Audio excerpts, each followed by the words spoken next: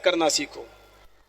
मौलाना जर्जीस बहुत दिनों पहले 16-17 सालें हो गई होंगी, हिमाचल भवन में एक तकरीर कर रहे थे। सर्वधर्म सम्मेलन था, सारे मजहब के लोग जुड़े हुए थे और सियासी लोग भी आए थे। इत्तेफाक से एडवाणी जी भी तशरीफ लाए थे। अब तो एडवाणी जी की कोई हैसियत ही नहीं है, वो बेचारे बिल्कुल यतीम हैं इस वक्त। उस वक्त बड़े उरूज पर थे, लेकिन मुझे तो हर जगह बाद ही में ढकेला जाता है, तो मुझे रोका रहा, सब लोग रोके रहे और एडवाणी जी के बाद एक और आया और उसके बाद मेरा नंबर था। तो एडवाणी जी वहां एक बहुत अच्छी बात कह गए कि मुसलमान लोग जो खतना कराते हैं ये मुझे बहुत अच्छा लगता है, और खतना कराने की वजह बता गए, इससे बहुत अच्छा मेडिकल फायदा है, पेनिस कैंसर नहीं होता है। शर्मगाह पेशाब की जगह पर जो कैंसर होने का खतरा है वो खत्म हो जाता है। लिहाजा खतना कराने के बहुत से फायदे मेडिकल। लिहाजा हमारे बहुत से हिंदू भाई, इनको भी चाहिए कि ये खतना कराएं। कह के हट गए। मैंने कहा चलिए सबूत मौजूद है, जबान है, एडवाणी जी बैठे हैं। अब इन्हीं की बात को मैंने पकड़ लिया। और उस जमाने में हम थोड़ा सा खुल के ज्यादा बोल देते थे, अकल कम थी। उस वक्त नाबालिग था, अब बालिग हो गया हूं। अगर नाबालिग ना होता तो बाल ठाकुरे को इतना उल्टा सीधा बोलता, लेकिन क्या करें, कब अकल थी मेरी, समझाने वाला नहीं था। अब तो बहुत बड़े बड़े समझाने वाले, असगर साहब मेरे पीछे लगे रहते हैं, ऐसा नहीं बोलेगा।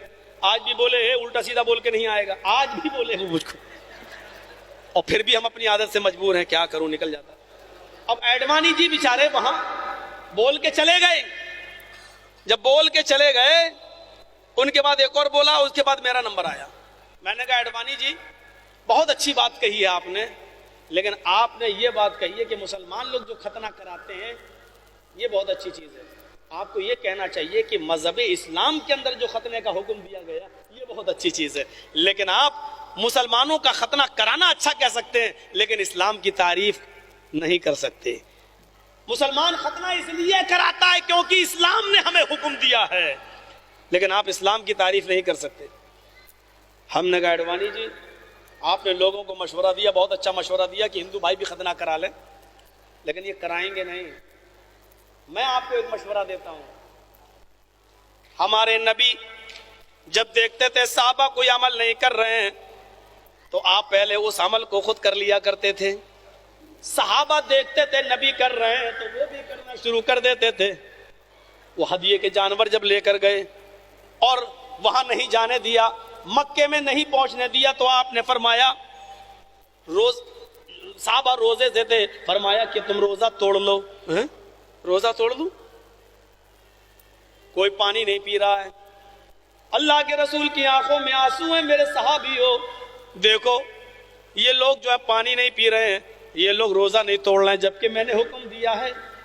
हजरत उमर फारूक मशवरा देते हैं, अल्लाह के नबी आप खुद पानी पी लीजिए, आपको देखकर ये खुद पानी पी लेंगे, रोजा तोड़ देंगे। फरमाया उमर तुम मशवरा अच्छा देते हो। अल्लाह के रसूल ने पानी का गिलास उठाया और पी लिया।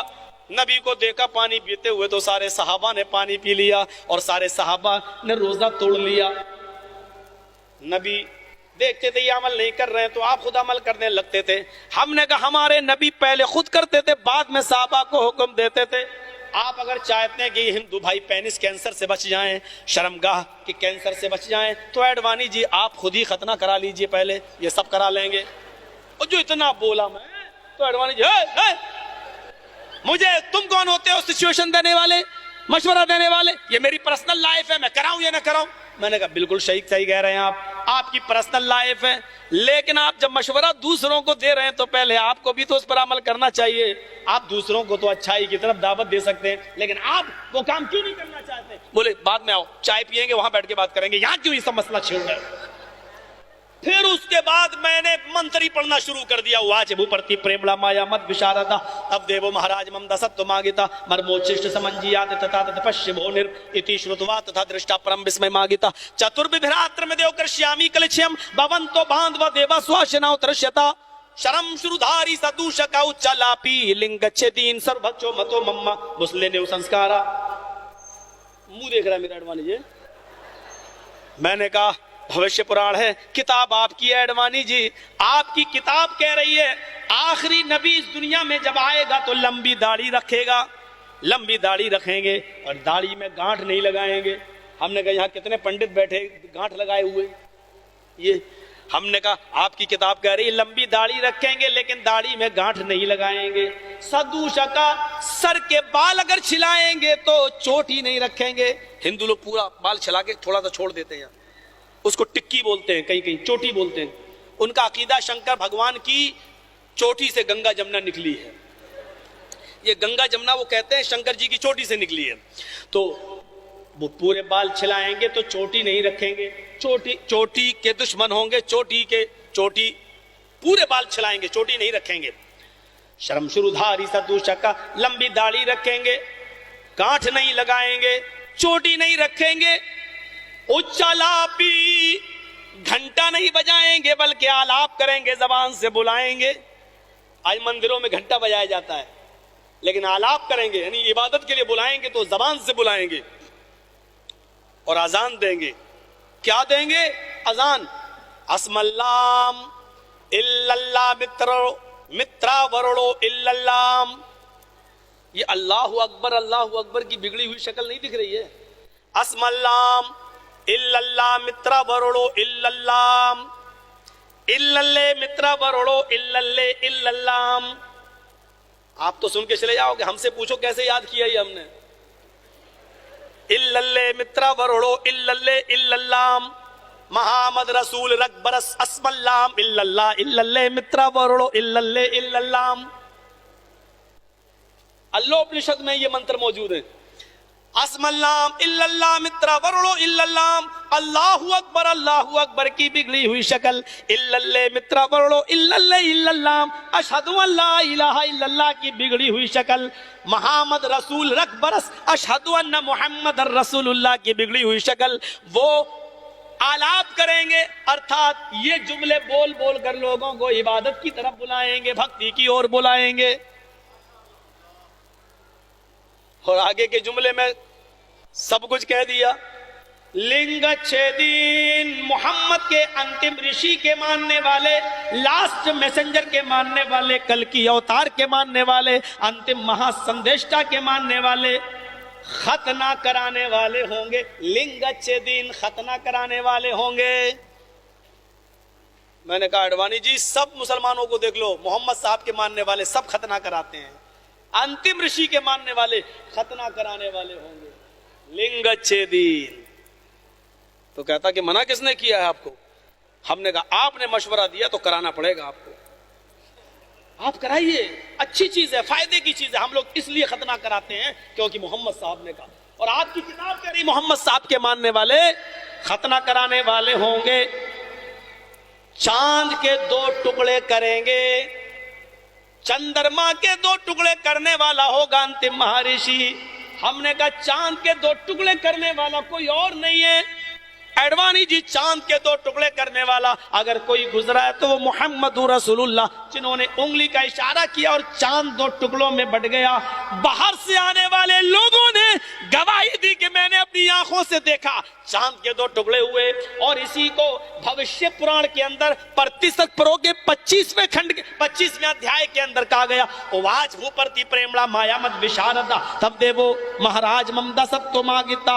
राजा भोज मोहम्मद साहब से मुलाकात करने के लिए गए।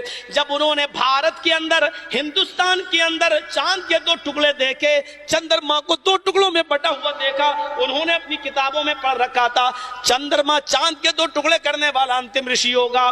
तब ये सफर करके, यात्रा करके, ऊंट का सफर करके जब ये अयोध्या में, मक्का में पहुंचे, अयोध्या मैं मक्का को कह रहा हूं, आ मानी नहीं, युद्ध के माना जंग, अयोध्या ऐसी जगह जहां जंग न हो, जहां जंग लड़ना हराम हो। अल्लाह ने मक्के को अल बलदिल अमीन, अमन वाली जगह करार दिया जहां जंग लड़ना हराम है, और उसी को दारुस सलाम, सलामती वाली जगह कहा गया है। तो राजा भोज भारत से अयोध्या गया। आपकी किताब कह रही भारत से अयोध्या गया, क्या मतलब है? यानी भारत में अयोध्या नहीं है। आपकी किताब में लिखा है कि भारत से अयोध्या गया, वरना यह होना चाहिए था कि दिल्ली से अयोध्या गया। लेकिन भारत से अयोध्या गया का मतलब यह है कि अयोध्या भारत में नहीं है, अदर कंट्री है, अदर मुल्क है, अदर कंट्री है। जब वो अदर कंट्री गए, मक्के में गए, वहां लोगों से पूछा कि चांद के 2 टुकड़े किसने किए, तो लोगों ने बताया नराशंस। नराशंस ने, मोहम्मद साहब को नराशंस के नाम से जाना गया। नराशंस के माना भी होते मोहम्मद, नर के माना आदमी, नर मादा ये तो चलता ही है, नर के माना आदमी, और आशंस के माना जिसकी बहुत प्रशंसा तारीफ की जाए। नर आशंस, ऐसा मर्द जिसकी बहुत तारीफ की जाए। मोहम्मद हमद से बना है, और मोहम्मद ऑब्जेक्ट है जिसकी सबसे ज्यादा तारीफ की गई हो। नराशंस जिसकी सबसे ज्यादा तारीफ की जाए, मोहम्मद जिसकी सबसे ज्यादा तारीफ की गई हो, तो नराशंस यानी मोहम्मद का नाम बताया गया। चांद के 2 टुकड़े किसने किए? राजा भोज ने पूछा, मक्के के लोगों ने बताया कि नराशंस ने यानी मोहम्मद ने। तब मोहम्मद साहब के पास आए और कहने लगे नमस्ते।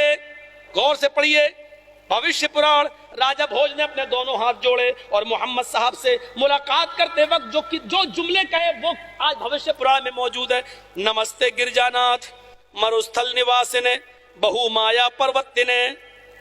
गौर से देखिए एक एक जुमले को। नमस्ते, चूंकि हर बुजुर्ग हस्ती के सामने झुका जाता था, इसलिए नम के माना सर झुकाना, और अस्ता मानी सामने, आपके सामने मैं सर झुका रहा हूं।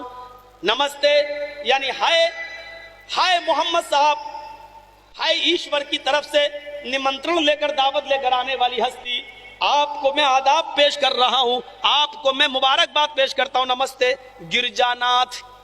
हाय बुजुर्ग शख्सियत, बहुत बड़ी महान शख्सियत, नमस्ते गिरजानाथ।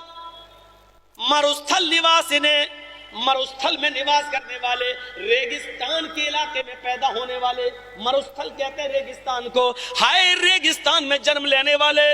कौन नहीं जानता कि मोहम्मद रसूलुल्लाह का जन्म उसी सहारा में, उसी रेगिस्तानी इलाके में हुआ है जहां आज भी ऊंट को रेगिस्तान का जहाज करार दिया जाता है। मरुस्थल निवासी ने, हाय मरुस्थल में निवास करने वाले, हाय रेगिस्तान में रहने वाले।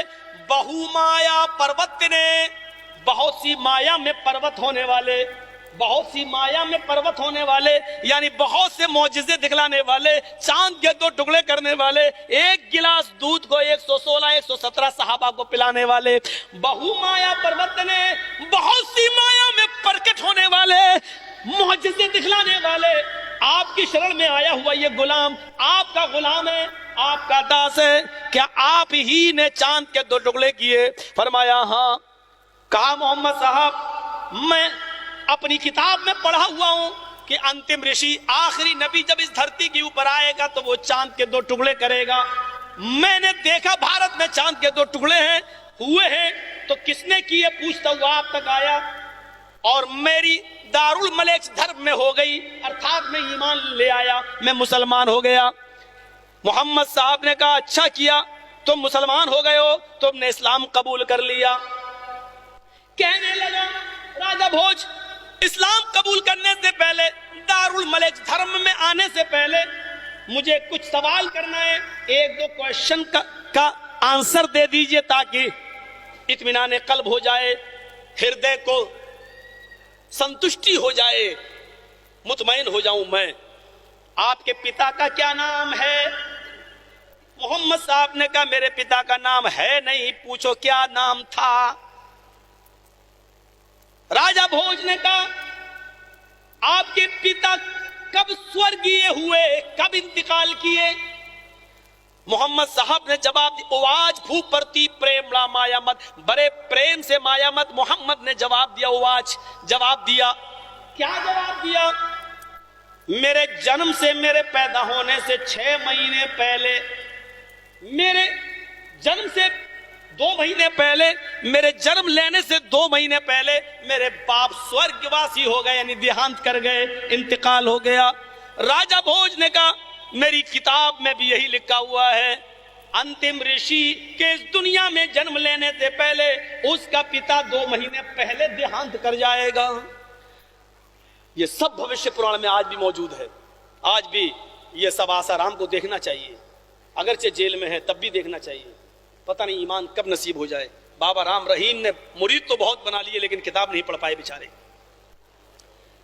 सुने, मेरी चिंता छोड़ दीजिए। जेल में जाना तो मेरी आदत हो गई है। अब जब भी मैं जेल में जाता हूं लोग पूछते हैं कहां आए हो, मैं कह देता हूं ससुराल।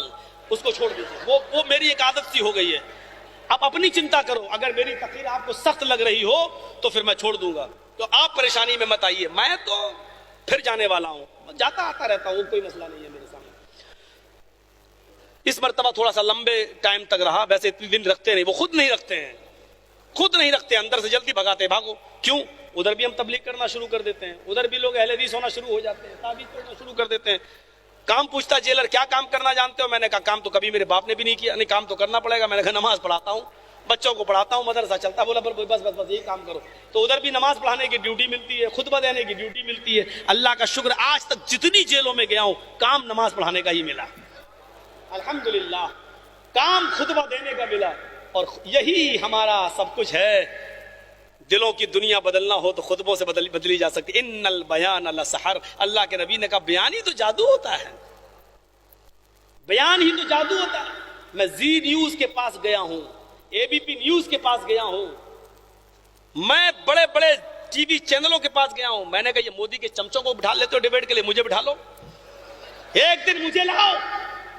तलाक पर बहस हो, किसी भी चीज पर बहस हो, एक दिन मुझे लाकर बिठा दो। कहने लगा नहीं तुम्हें नहीं लाऊंगा। क्यों? कहा कि सब हंगामा हो जाएगा, हंगामा हो जाएगा पूरे। एबीपी न्यूज ने कहा, जी न्यूज वालों ने कहा हंगामा हो जाएगा, तुम्हें नहीं बिठा लूंगा। क्यों? तो हमने कहा फिर उनको लेके आते हो जिनको पहले से सवाल समझा दिए जाते हैं, और वो अपनी तैयारी पहले करके आते हैं कि मुझसे ये पूछा जाएगा, मुझे इसका जवाब ये दे। मैंने कहा आप किसी पर भी बहस कर लीजिए, किसी पर भी डिबेट कर लीजिए। आप बंदे हिंदुस्तान में रहना है तो बंदे मातरम कहना, चलो आओ, मैं डिबेट करने के लिए तैयार हूं। आओ, भारत माता, भारत को माता कहो, चलो पहले डिबेट कर लो, अगर हार जाऊं माता कहना शुरू कर दूंगा। चलो आओ, एक ही सवाल करूंगा, अगर ये माता थी तो तुमने दो टुकड़े क्यों करे? पहले ये बताओ। पहले तो पाकिस्तान भी हिंदुस्तान का हिस्सा था, कोई अपनी अम्मा के टुकड़े करता है? एक सवाल करूंगा भागे फिरेंगे सब एकदम। हमको लाया ही नहीं जाता डिबेट के लिए। जी न्यूज वाला कर रहे हैं, तुम्हें नहीं लाऊंगा। क्यों? बवाल हो जाएगा, तुम तो ऐसे ही बोलोगे। भारत के दो टुकड़े, अपनी अम्मा के दो टुकड़े तुम करो, माँ हम कहें, काटो तुम, कतल तुम करो, अम्मा हम कहें। वो जानता है, चीख चीख के थक गया हूं, मुझे लाओ डिबेट पे, नहीं लाते। तलाक के मसले पर नहीं लाए, हमको नहीं लाएंगे साहब। क्यों? नहीं नहीं, वो जमीयत उलमा ने मना कर दिया, इसको मत लाना, इसको मत लाना। सुनने की क्षमता होनी चाहिए। हम सुनते हैं कि नहीं? कितनी गालियां सुनी हमने, कितनी गालियां। हमसे ज्यादा शायद जमाते अहले हदीस के किसी मौलवी ने गालियां सुनी हो। हमसे ज्यादा कोई एक मौलवी बता दो जो जेल की सलाखों में गया हो। और गया हूं तो अल्हम्दुलिल्लाह आमीन के लिए गया हूं, रफुल दैन के लिए गया हूं, एक अल्लाह की तौहीद के लिए गया हूं। ये तो नबियों की सुन्नत रही, हम चले गए तो क्या हो गया? कोई फर्क नहीं पड़ता। मेरे भाइयों सुनो, कितनी बड़ी बात कही राजा भोज ने। और मेरी किताब में लिखा है कि मोहम्मद साहब, मैं बहक जाता हूं, इधर उधर पहुंच जाता हूं, लेकिन आऊंगा वहीं। मेरी किताब में भी यही लिखा हुआ है, अंतिम महर्षि, अंतिम संदेष्टा के पिता 2 महीने पहले ही, उसके जन्म से पहले ही देहांत कर जाएंगे। अब ये बताइए कि आपकी मां का क्या नाम है? मोहम्मद साहब बोले कि मेरी मां का भी नाम क्या है मत पूछो, बल्कि ये पूछो क्या था। कहा अच्छा ये बताओ कि उनका देहांत कब हुआ, उनकी मृत्यु कब हुई? मोहम्मद साहब ने जवाब दिया, मोहम्मद साहब, बार बार इसलिए कह रहा हूं क्योंकि मोहम्मद साहब उनकी किताबों में लिखा है। राजा भोज ने कहा, तो मोहम्मद साहब ने जवाब दिया कि मेरे पैदा होने के 6 साल के बाद 6 वर्ष आयु भवत, मेरी उम्र 6 साल की थी। मेरी 6 साल की उम्र के बाद मेरी मां देहांत कर गई। राजा भोज ने मोहम्मद साहब के दोनों हाथ पकड़े और चूम लिया। कहा मेरी किताब में यही लिखा है, अंतिम महर्षि, अंतिम संदेष्टा जब इस दुनिया में आएगा तो उसके 6 साल के बाद उसकी मां भी इस दुनिया से चल बसेगी। अब मुझे नाम बता दो, बाप का क्या नाम था, मां का क्या नाम था? तब मोहम्मद साहब उबाच तच्छुत्वा पुंडरीकाक्षो ब्राह्मण विदम विरीति भवने विष्णु यशसो गृह सुमति प्रादुर्भाव्यम। तब मोहम्मद साहब ने कहा मेरा जन्म ब्राह्मण खानदान में हुआ। ब्रह्मा अल्लाह को बोलते हैं और ब्राह्मण अल्लाह वाला। मेरा जन्म ब्राह्मण खानदान में यानी अल्लाह वाले खानदान में। खाने काबा में 360 मूर्तियां रखी हुई थी। उसके मुख्य पुरोहित यही अब्दुल मुत्तलिब थे, यही अबू तालिब बाद में बने, यही सब उसके धरोहर थे, रखवाले थे। तो मैं एक ब्राह्मण खानदान में, आज ब्राह्मण मूर्तियों की पूजा करते हैं। मेरा जन्म ब्राह्मण खानदान में हुआ। उधर भी 360 मूर्तियों की पूजा की जा रही थी। ये मूर्तियों के पुजारी ब्राह्मण कहलाते हैं। वो भी ब्रह्मा ही थे, ब्राह्मण थे, यानी अल्लाह वाले थे। उस जमाने में जो सबसे ज्यादा मूर्तियों का पुजारी हो उसको सबसे बड़ा दीनदार समझा जाता था। लिहाजा ब्राह्मण खानदान का मतलब अल्लाह वाले या दीनी मजहबी खानदान में, या यूं समझ लो कि हिंदुस्तान में सबसे ऊंची कौम ब्राह्मण है, सबसे ऊंची कास्ट ब्राह्मण है। मोहम्मद साहब सबसे ऊंची कास्ट में पैदा होंगे तो अरब की सबसे ऊंची कास्ट कौम कुरैश थी और उसका सबसे ऊंचा खानदान बनु हाशिम था। मोहम्मद रसूलुल्लाह उसी सबसे ऊंची कास्ट के अंदर पैदा हुए। ये अलग बात है कि बाद में आपने ऊंचे और नीचे का फर्क मिटा दिया। नबी बनने के बाद आपने कहा कोई ऊंचा नहीं कोई नीचा नहीं। ला फज़ला लिअरबिय्यिन अला अजमी वला लिअजमिय्यिन अला अरबी वला लिअबयज़ अला अस्वद वला लिअस्वद अला अबयज़। अब किसी काले को गोरे पर, गोरे को काले पर कोई फौकियत नहीं है। न किसी अरबी को अजमी पर, न किसी अजमी को अरबी पर, सब बराबर हैं। अल्लाह की नजर में बड़ा वो है जो अल्लाह से सबसे ज्यादा डरने वाला है। इल्ला बित्तक़वा, तक़वे वाला सबसे बड़ा है। कहा कि ब्राह्मण खानदान में मेरा जन्म हुआ। विष्णु यश वगैरे, विष्णु यश के घर में मैं पैदा हुआ। बाप का नाम क्या बताया? विष्णु यश। विष्णु यश के घर में पैदा हुआ। सुमति प्रादुर्भाव्यम, और सुमति के पेड़ से जन्म लिया। मेरी मां का नाम सुमति है। राजा भोज ने ये नाम सुना। मोहम्मद साहब बता रहे हैं कि मेरे बाप का नाम विष्णु यश और मां का नाम सुमति, तो फौरन ईमान ले आया। विष्णु अल्लाह के नामों में से एक नाम, ब्रह्मा, विष्णु, शिव। अब उसको कहते विष्णु। विष्णु को विष्णु ना कहने लगे लोग, विष्णु कह लो या विष्णु। ब्रह्मा, विष्णु, शिव ये अल्लाह के नाम है। ब्रह्मा मानी पैदा करने वाला, ब्रह्मा मानी ब्रह्मांड का रचयिता और रचनाकार, दुनिया का बनाने वाला, और विष्णु मानी पालने वाला, और शिव मानी मौत देने वाला। तो विष्णु पालने वाला ये अल्लाह ही है, दुनिया का बनाने वाला अल्लाह, मारने वाला अल्लाह, पैदा करने वाला खालिक अल्लाह। तो विष्णु के माना खालिक, विष्णु के माना विष्णु, अगर उसको उस माना में ले तो खालिक पैदा करने वाला। तो अल्लाह के नामों में से एक नाम है विष्णु। और यश के माना बंदा, यश के माना भक्त। विष्णु यश या विष्णु यश क्या माना होगा? अल्लाह का बंदा। मोहम्मद रसूलुल्लाह के बाप का क्या नाम था? अब्दुल्ला। क्या माना हुआ? अल्लाह का बंदा। अब्द मानी बंदा, अल्लाह मानी अल्लाह। अब्दुल्ला अल्लाह का बंदा। मां का नाम सुमति, सुंदर, मति अमन वाली, मति शांति वाली, खूबसूरत और शांति वाली। मोहम्मद रसूलुल्लाह की मां का नाम क्या था? आमिना, अमन वाली, शांति वाली। कितनी जबरदस्त पेशीन गोई। मौलाना जर्जीज की घड़ी में इस वक्त 10:44 हो रहे हैं। चैलेंज देता हूं 10:44 पर भी भविष्य पुराण के अंदर आज की 18 तारीख 18 मार्च को भी ये जुमले लिखे हुए हैं। और अगर हिंदू भाई की किताब में ये जुमले न लिखे हों तो जिस चौराहे पर लेकर कत्ल करना चाहो कत्ल कर दो, फांसी के फंदे पर लटकाना चाहो लटका दो। और अगर ये जुमले मिल जाएं तो उस विष्णु यश के बेटे को, उस सुमति के लाल को, उस ब्राह्मण खानदान में आने वाले महामत को, नराशंस को, अहमद को, कल्की को, और दूसरे अल्फाजों में मोहम्मद को तुम भी अपना रसूल मान लो।